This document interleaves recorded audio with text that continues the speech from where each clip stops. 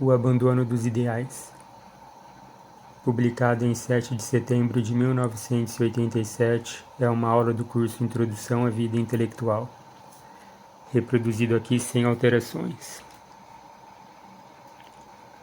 Quando as palavras saem da moda, as coisas que elas designam ficam boiando no abismo dos mistérios sem nome. E como tudo o que é misterioso e inexprimível, oprime e atemoriza o coração humano com uma sensação de cerceamento e impotência. É natural que a atenção acabe por se desviar desses tópicos nebulosos e constrangedores. Coisa que desaparece do vocabulário logo acaba por desaparecer da consciência. O que não tem nome não é pensável. O que não é pensável não existe. Tal é a metafísica dos avestruzes. Só que a coisa desprovida do direito à existência continua a existir numa espécie de extramundo, inominada e inominável, tanto mais ativa quanto mais secreta, tanto mais temível quanto mais envolta nas pompas tenebrosas do nada. A restrição do vocabulário povoa o mundo de temores e presságios. Desprovido da capacidade de nomear, eis o homem devolvido a todos os terrores que ele imaginava primitivos, mas que são uma pura criação da mais avançada e requintada decadência, o barbarismo artificial.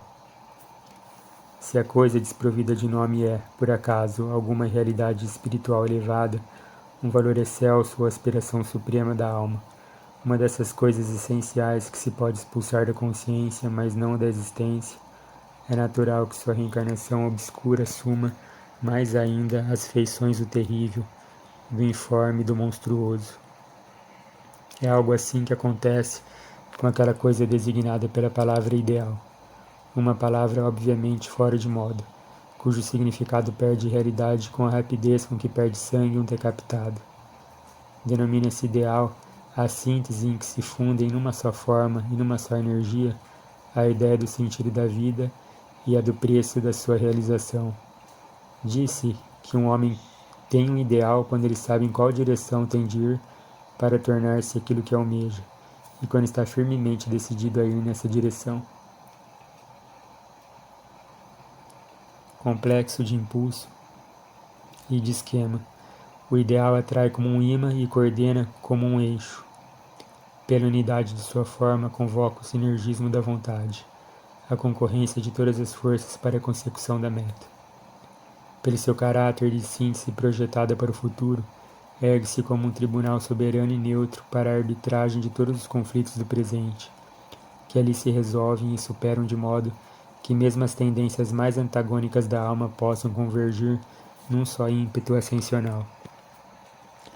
O ideal é, por isto, condição indispensável para a coesão da personalidade, que sem ele se dispersam em aspirações fortuitas e esforços estéreis. Miragem e emblema, sua visão nos dinamiza, nos eleva e enobrece, e é sempre a lembrança do seu apelo que nos reergue após cada erro e cada desengano. O ideal é semente de juventude e revivescência. Tem um poder coordenante voltado para o futuro, um poder curativo voltado sobre o passado. É ainda pela força do ideal que o homem transcende o sono entorpecido da subjetividade intraorgânica, das falsas ideias e aspirações que não são senão a secreção passiva da fisiologia, para despertar a um mundo de realidades objetivas que a inteligência discerne e que a consciência moral obriga a reconhecer. É assim que a alma se liberta do poço escuro da individualidade estanque, para elevar-se ao mundo maior da sociedade, da cultura, da vida moral, ao sentimento do universo e ao desejo de Deus. Sem a síntese que o ideal opera entre o impulso de universalidade e os interesses do organismo psicofísico, não haveria meio de fazer um homem sacrificar-se, impor-se restrições, contrariar desejos e reprimir temores, em prol de algum valor moral, social ou religioso para alcançar sua plena estatura humana e tornar-se, talvez, maior do que ele mesmo. Mas o desejo que move a alma não pode ser despertado por uma simples ideia abstrata, por verdadeira que seja. Ele necessita de imagens plásticas, sensíveis, que lhe deem como que uma presença antecipada do seu objetivo.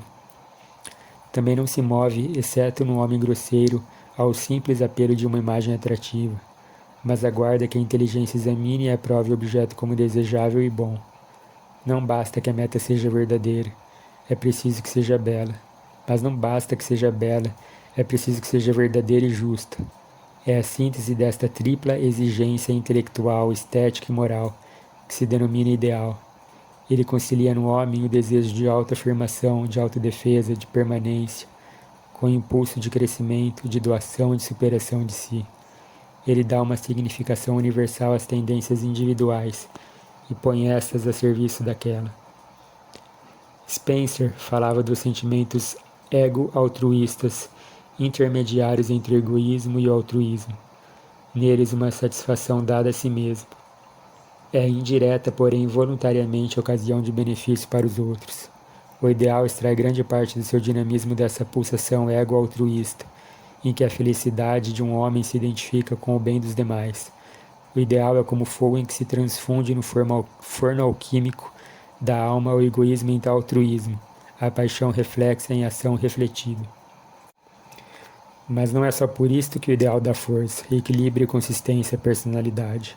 A escola junguiana tinha razão ao ver no ideal do eu uma instância superior capaz de absorver e neutralizar os conflitos entre o id e o superego, entre as pulsões primárias do organismo psicofísico e o esquema de proibições e deveres introjetado inconscientemente pelo hábito imposto, automatizado depois numa constelação de rotinas impeditivas. De fato, quanto mais elevado, nítido, intenso e querido é um ideal, mais o homem é capaz de, em favor dele, ele se impor sacrifícios inteligentemente, contornando as exigências do id. Porém, na mesma medida,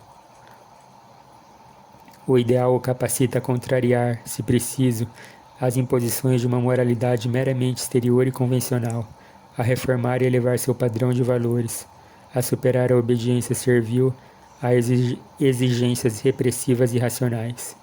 Destituído do ideal, no entanto, o homem abandona-se à luta cega entre a paixão egoísta e o temor da represália do superego.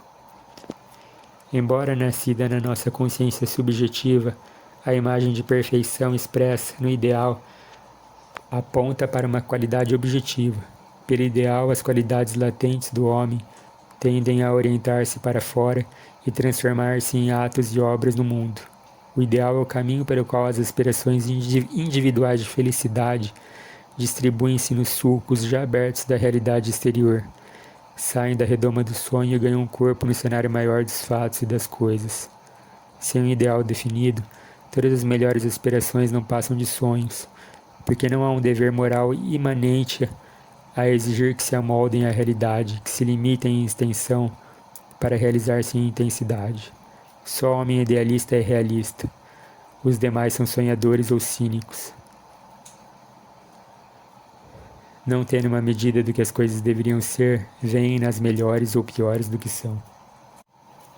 Ademais, para que as qualidades latentes possam se manifestar, é necessário um esforço constante numa direção definida. Sem ideal, o esforço gasta-se em gestos reativos, momentâneos e sem proveito. O ideal é a bússola que assinala para a alma uma direção firme e constante por entre as incertezas.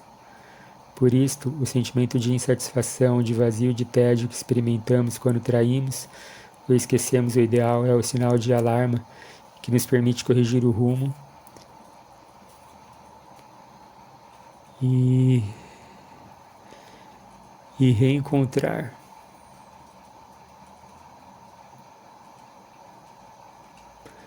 E reencontrar o sentido da vida. Se o sentido é aquilo a que se orienta a nossa vida e a que ela tende com todas as suas forças, então deve estar colocado num outro tempo ou num outro espaço, que não os do presente e do imediato, num futuro ou num plano mais abrangente de realidade.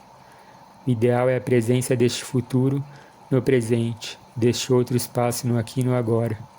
Uma presença incompleta e por isto dinâmica e tensional. Por ela medimos nossa aproximação, o afastamento do sentido da vida. O ideal é a medida efetiva do tempo existencial, o padrão de intensidade e profundidade da significação dos momentos. Sem ideal, os instantes e os lugares se homogeneizam na massa do indiferente. Após a breve excitação, casual que os torna interessantes. O ideal é a coluna mestra e a força da personalidade.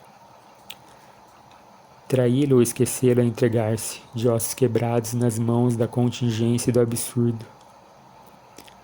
Quando, porém, a traição é demasiado grave, extensa, profunda, o sinal de alarma já não soa mais. O clamor da consciência moral imanente tornou-se tão penoso que a alma o reprime, lacrando-o sob a tampa do subconsciente, ao mesmo tempo em que procura inventar toda sorte de razões, de pretextos factícios e ocasionais, para justificar o mal e o tédio, ou encontra um bode expiatório sobre o qual despejar seu rancor de si mesmo. A repressão da consciência moral, como demonstrou Igor Caruso, está na base de muitos distúrbios neuróticos.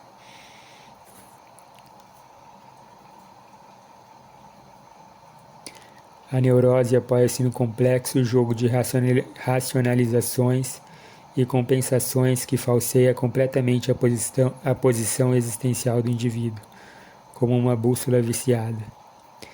E já que a consciência, por definição, é coesão com mais ciência, reunião da ciência, e uma lei constitutiva impede que suas partes funcionem separadas, logo o escotoma defensivo se alastra para outros campos e acaba por obliterar toda a visão, mesmo em áreas que nada têm a ver diretamente com o conflito que lhe deu origem. O empenho de conservar então o mínimo indispensável de realismo necessário à vida social e prática é obstaculizado pelo esforço de não enxergar uma determinada área circunscrita como tabu. O curto-circuito daí resultante produz considerável perda de energias, enfraquecendo a capacidade intelectual decisória. A vítima torna-se cada vez mais inepta para o ato de humildade que lhe devolveria o ideal perdido e o sentido da vida. Ser humilde não é outra coisa senão aceitar a realidade. Como diz Schwann, ser objetivo é morrer um pouco.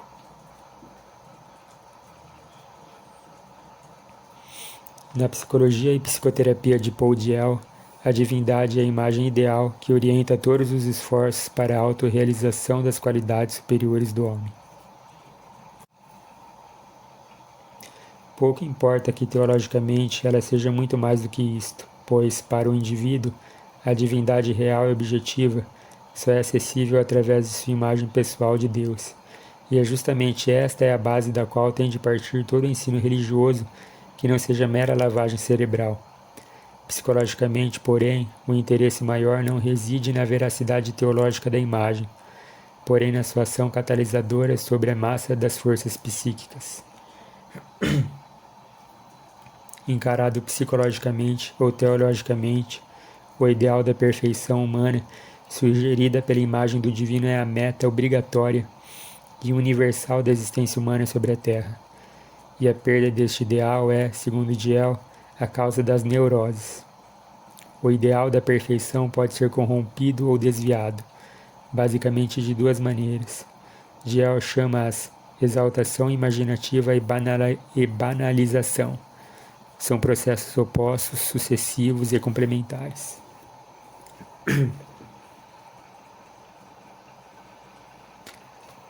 A exaltação imaginativa é um estado em que a mente, embevecida com seu ideal, se identifica mais ou menos inconscientemente com ele e atribui a si as perfeições que a ele pertencem, como se já as tivesse realizado. Para Diel, o símbolo por excelência da exaltação imaginativa é o voo de Ícaro.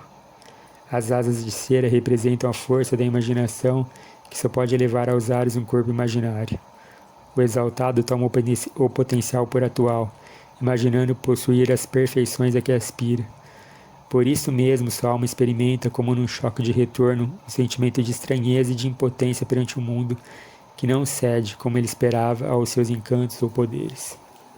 Acuado pelas exigências da realidade, ele exacerba ainda mais sua adoração de si mesmo, diante de um mundo que ele julga vil, mesquinho e incompreensível, quando na verdade é ele mesmo quem não compreende o mundo, e por não compreendê-lo está impotente para agir nele.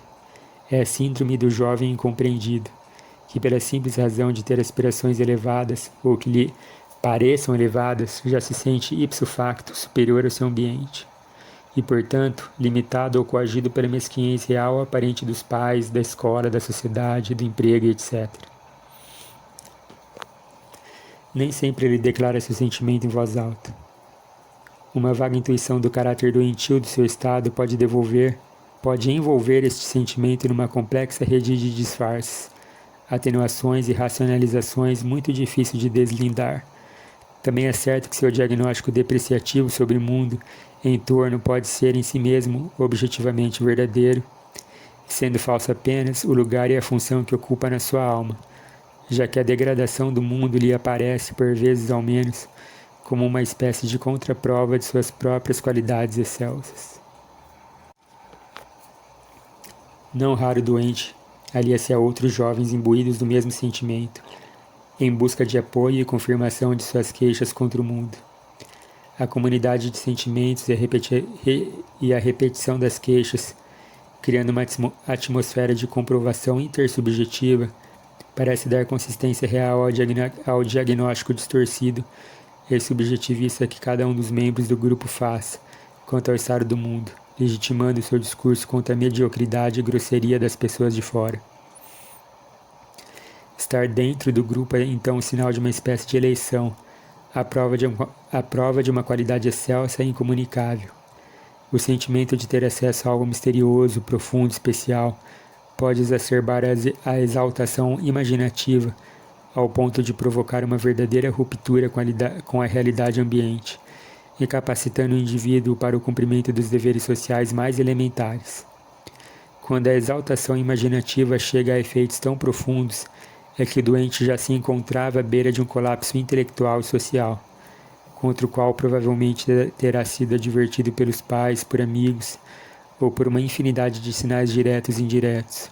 Estes sinais, por sua vez, aguçam a sensação de estar afundando no completo isolamento e na impotência, e o pressentimento de abandono, às vezes mesmo de loucura e morte, contrasta tão dolorosamente com os primeiros voos de exaltação imaginativa que o doente é então tentado a buscar às pressas, como tábua de salvação, algum tipo de reintegração forçada no mundo que desprezava.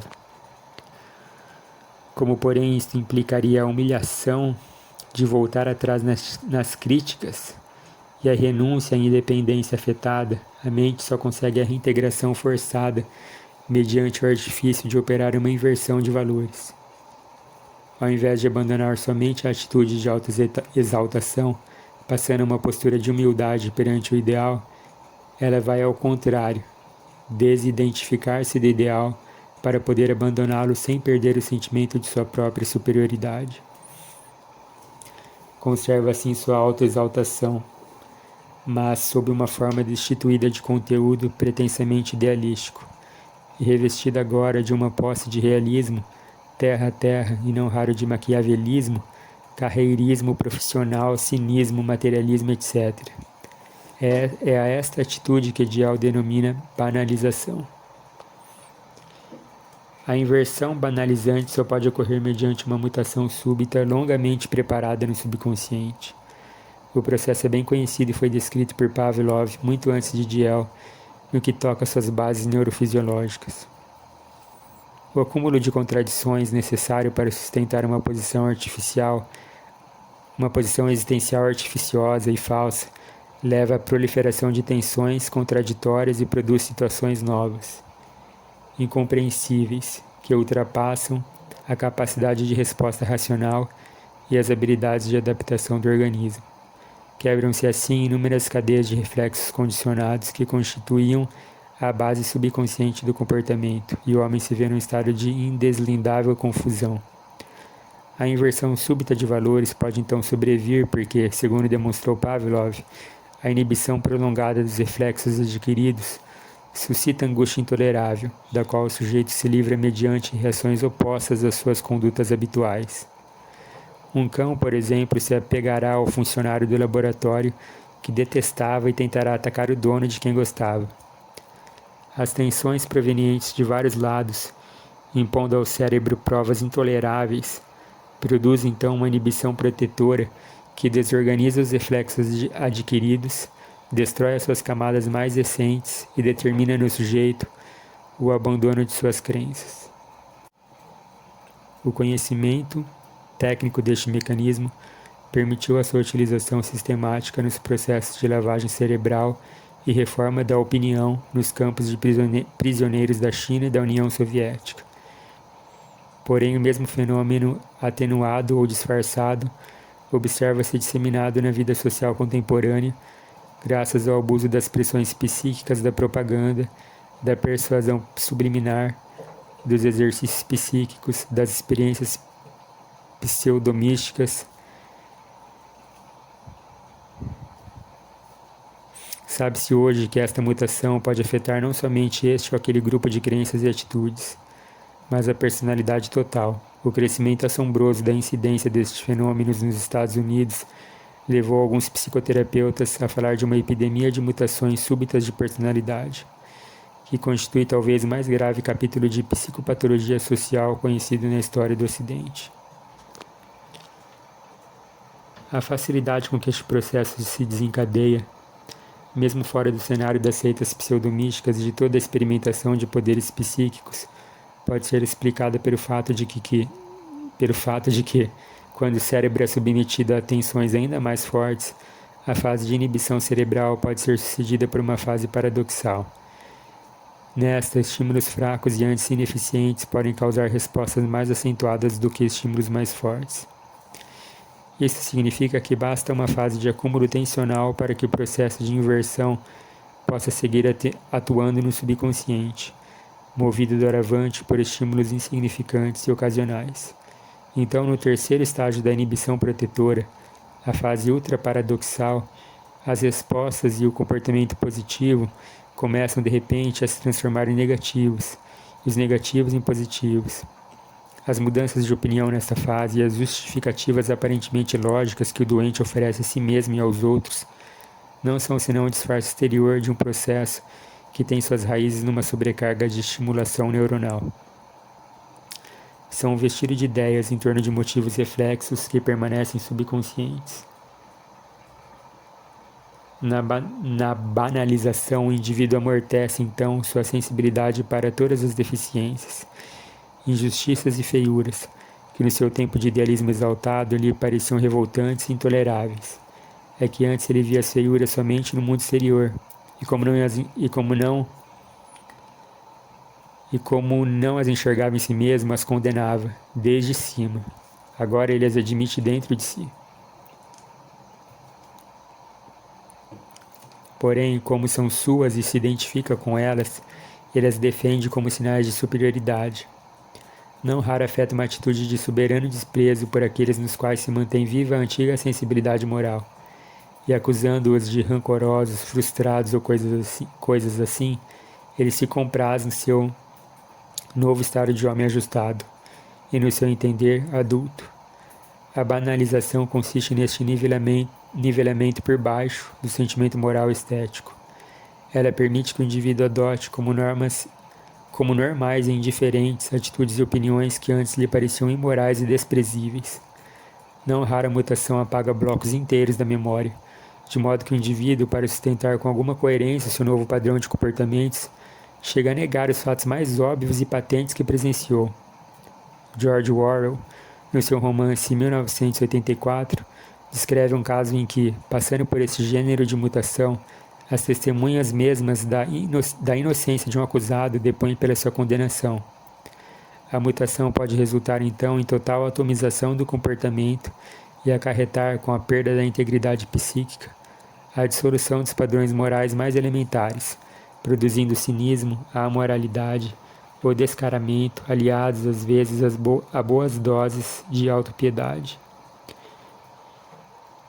Analisando os conceitos de Diel com os critérios de Caruso, vemos que a neurose do idealista exaltado tem sua origem na soberba, pois o ego, ao identificar-se com a imagem do ideal, atribui a si mesmo, atual e efetivamente, qualidades que só lhe pertencem de modo virtual e por espelhismo.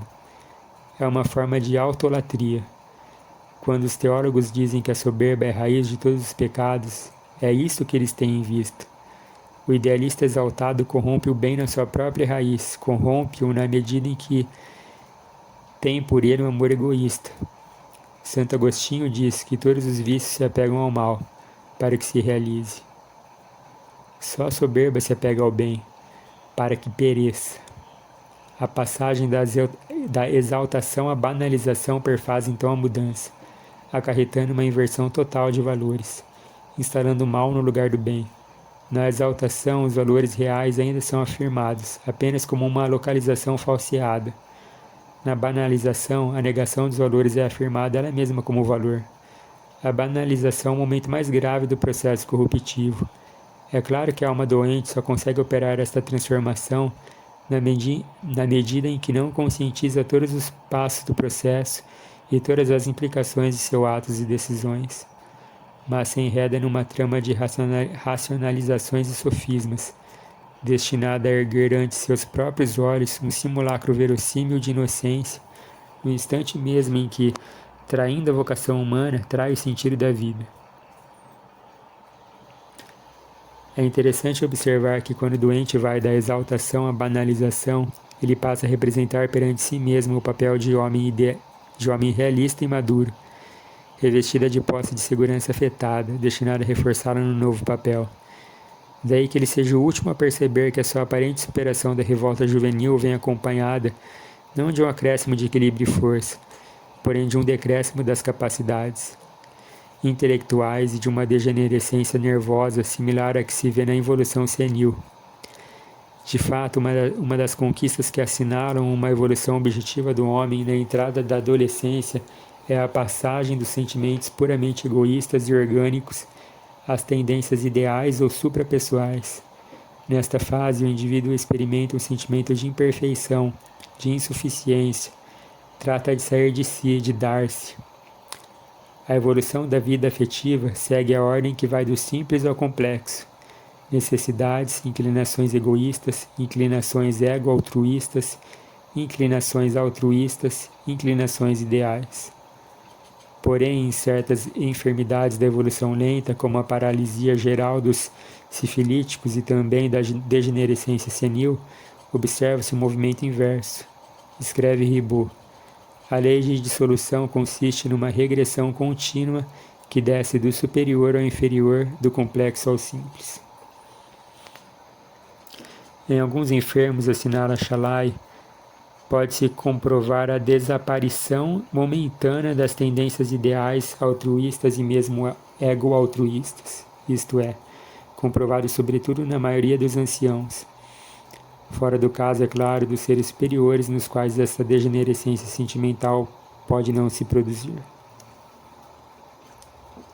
Sua vida afetiva se restringe cada vez mais. Os sentimentos impessoais são os primeiros que desaparecem. Logo em seguida, as diversas formas da simpatia e as necessidades econômicas, orgânicas, etc., são as que subsistem por mais tempo. O ancião começa a preocupar-se menos com a ciência e a arte, torna-se menos generoso. As emoções que persistem maior tempo estão ligadas à conservação pessoal, à cólera e ao medo. Enfim, o ancião pode já não ter mais nada do que necessidades. Ele recai no estado de menino pequeno. No homem banalizado, a nova sensibilidade que ele desenvolve pelo seu interesse material imediato, aliado ao temor da perda e ao crescente desinteresse pelos ideais, atestam, fora de toda dúvida, que aquilo que lhe parece ou que ele tenta fazer parecer uma superação é na verdade uma queda, uma degenerescência que se estende até mesmo ao domínio corporal. Do ponto de vista causal, entram em jogo no processo de banalização fatores endógenos e exógenos. Os endógenos, aqueles que já estão dados na alma do indivíduo, no instante que o processo se instala, são os fatores clássicos levados em conta pela análise psicológica corrente. Tendências hereditárias, defeitos constitucionais, traumas de infância, falhas da educação, etc. De um lado, estes fatores não exercem senão um papel predisponente, que em nada pesa se não é valorizado pela interferência dos fatores exógenos. De outro lado, eles são bem conhecidos na literatura psicológica. Os fatores exógenos consistem essencialmente nos estímulos com que a sociedade em torno favorece ou desfavorece a manutenção dos ideais e a realização humana. uma sociedade voltada para a busca de um ideal religioso, moral, cultural, universal e dotada dos instrumentos educacionais capazes de viabilizar a realização humana de seus membros, produz certamente uma esplêndida floração de individualidades vigorosas e ricas, que, por sua vez, contribuem para o progresso e o brilho da sociedade. A história atesta períodos assim brilhantes como, por exemplo, a Grécia de Péricles, a Renascença escolástica dos séculos XII e XIII, a Idade de Ouro espanhola, a Era Elizabetana na Inglaterra, o Califado do Ocidente, sob Harun al-Rashid e muitos outros. Em escala menor, pode haver curtos períodos de vigor moral e cultural, mesmo em países pobres e isolados. O que quer que pensemos do conteúdo das ideias dominantes nesses períodos, o que importa é que neles o desenvolvimento da personalidade é realmente favorecido.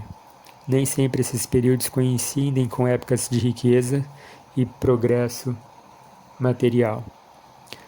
O que os caracteriza não é a riqueza, mas o fato de que nelas as tarefas econômicas são inseridas e transfiguradas no quadro maior dos fins e valores éticos ou religiosos que orientam a vida social como um todo. Quando, ao contrário, a sociedade perde de vista os valores e princípios universais e se emaranha na busca obsessiva de soluções para problemas econômicos imediatos, estes parecem não somente multiplicar-se no campo dos fatos, mas invadir as almas dos indivíduos, ocupando todo o espaço que poderia ser dedicado aos valores ideais. Automaticamente, os indivíduos refluem as suas energias para a busca de interesses que são conflitantes com os de outros indivíduos e grupos, com os quais somente os valores ideais poderiam estabelecer uma base de colaboração. E a sociedade se dispersa numa atomização que pode beirar a anarquia, a guerra de todos contra todos, a deslealdade generalizada. É evidente que, neste caso, os instrumentos para a realização da vocação humana simplesmente desaparecem do cenário social, com que justamente as pessoas de maior sensibilidade ética, não encontrando vias de realização, passam a constituir uma horda de fracassados e desajustados. É nessa horda que os falsos ideais, criados de improviso para atender a interesses de grupos e organizações, encontram seus mais fervorosos recrutas, oferecendo-lhes uma miragem de valores e uma falsa promessa de ajustamento social e de participação.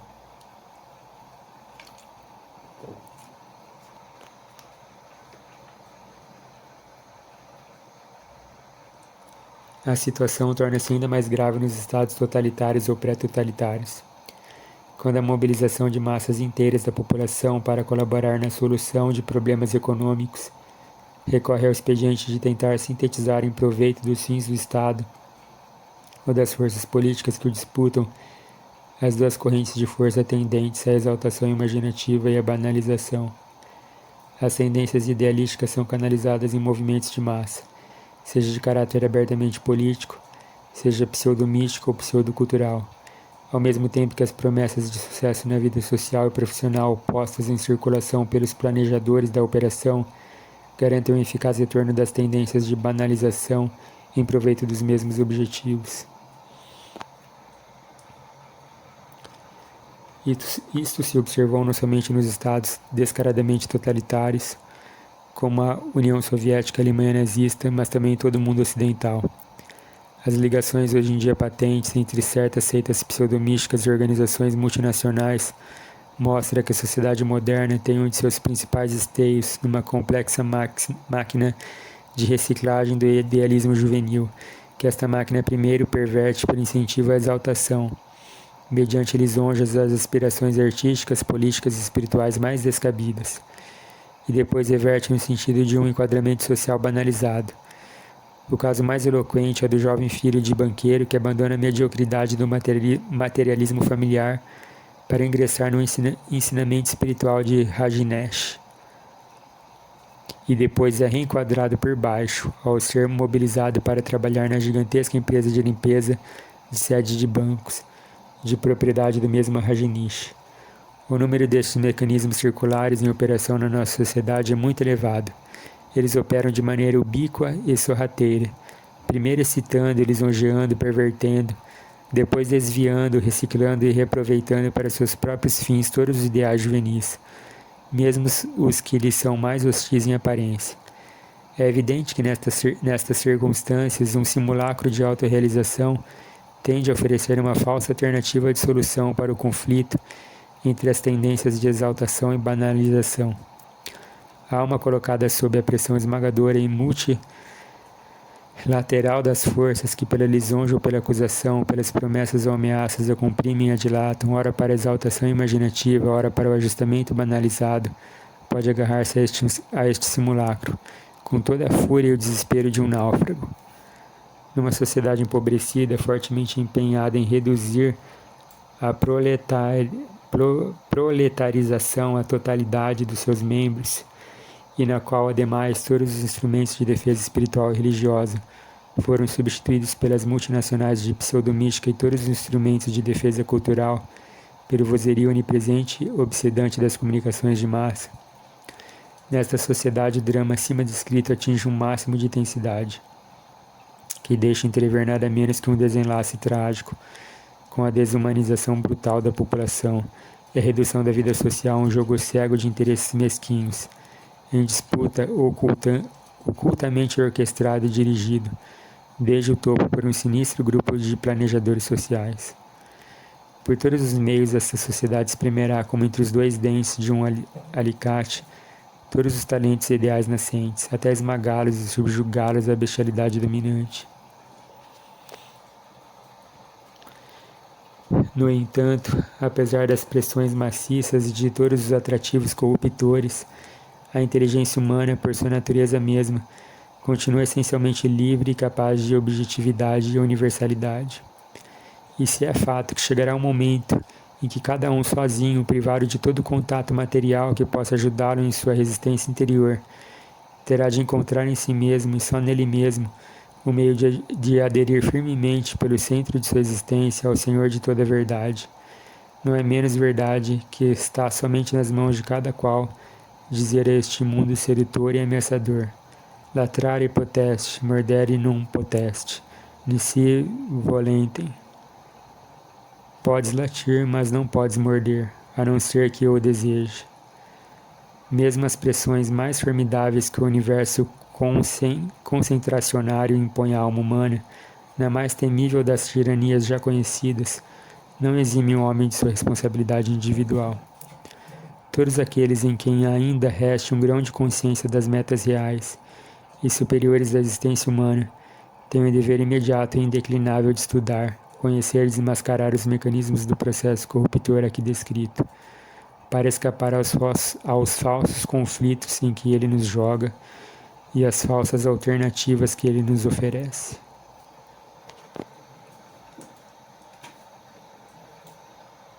Olavo de Carvalho. Texto completo em olavodecarvalho.org/1987